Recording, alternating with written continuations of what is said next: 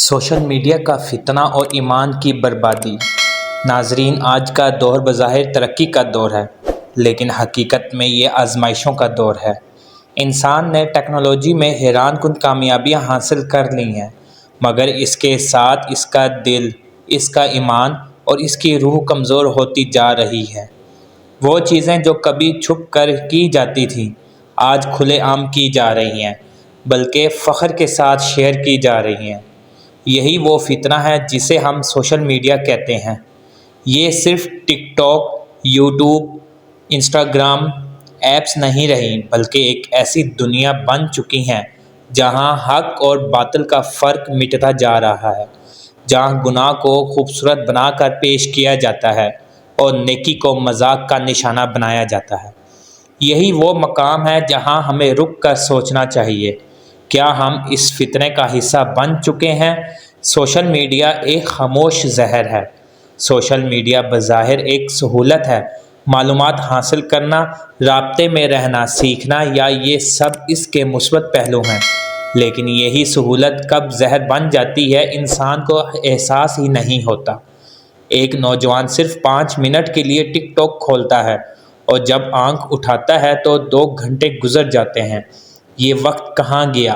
کس چیز پر خرچ ہوا؟ اکثر جواب ہوتا ہے بے مقصد ویڈیوز، ہنسی مذاق، یا ایسی چیزیں جو نہ دنیا میں فائدہ دیتی ہیں اور نہ آخرت میں۔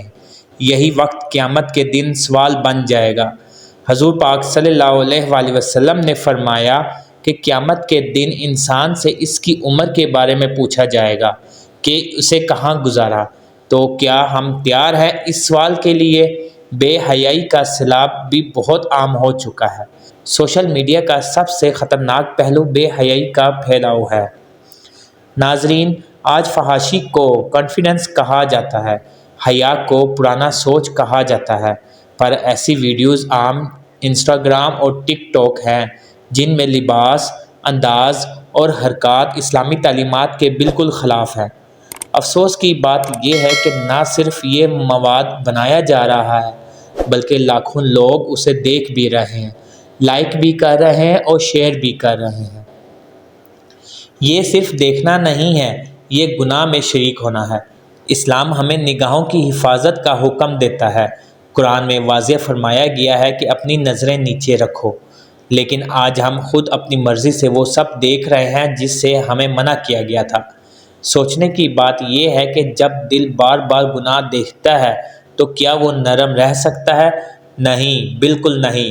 دل سخت ہو جاتا ہے، ایمان کمزور ہو جاتا ہے، گناہ معمول بن جاتا ہے، گناہ کی آسانی سب سے بڑا خطرہ بن جاتی ہے۔ پہلے گناہ کرنا مشکل تھا، جگہ ڈھونڈنی پڑتی تھی، چھپنا پڑتا تھا، موقع تلاش کرنا پڑتا تھا۔ آج صرف ایک موبائل اور انٹرنیٹ کافی ہے۔ یہی سب سے بڑا فتنہ ہے۔ اب گناہ نہ صرف آسان ہو گیا ہے بلکہ مسلسل دستیاب ہے۔ دن ہو یا رات، اکیلے ہوں یا مجمع میں، گناہ آپ کی جیب میں موجود ہے۔ یہی وہ چیز ہے جو انسان کو آہستہ آہستہ تباہ کر دیتی ہے۔ شروع میں انسان کہتا ہے بس تھوڑا سا دیکھ لیتا ہوں، پھر یہ عادت بن جاتی ہے، پھر ضرورت بن جاتی ہے، اور آخر میں انسان اس میں ڈوب جاتا ہے۔ فتنہ دجال اور سوشل میڈیا بہت اہم ہیں۔ حضور پاک صلی اللہ علیہ وآلہ وسلم نے قیامت سے پہلے سب سے بڑے فتنے کے طور پر دجال کا ذکر فرمایا۔ دجال صرف ایک شخصیت نہیں بلکہ ایک ایسا فتنہ ہے جو حق کو باطل اور باطل کو حق بنا کر پیش کرے گا۔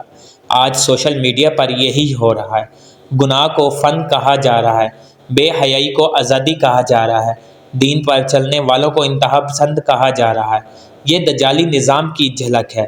یہ وہی فتنہ ہے جس میں انسان کو دھوکہ دیا جائے گا، اس کی سوچ کو بدلا جائے گا اور اسے گمراہ کیا جائے گا، بغیر اس کے کہ اسے احساس ہو۔ ایمان کی خاموش موت بھی ہوتی ہے۔ ایمان ایک پودے کی طرح ہوتا ہے، اگر اسے پانی نہ دیا جائے تو وہ سوکھ جاتا ہے۔ سوشل میڈیا وہ ماحول ہے جہاں ایمان کو پانی نہیں ملتا بلکہ اسے خشک کیا جاتا ہے۔ جب انسان نماز چھوڑ دیتا ہے، قرآن سے دور ہو جاتا ہے، ذکر بھول جاتا ہے اور اس کی جگہ ویڈیوز، میمز، فضول گفتگو لے لیتی ہے، تو ایمان آہستہ آہستہ ختم ہونے لگتا ہے۔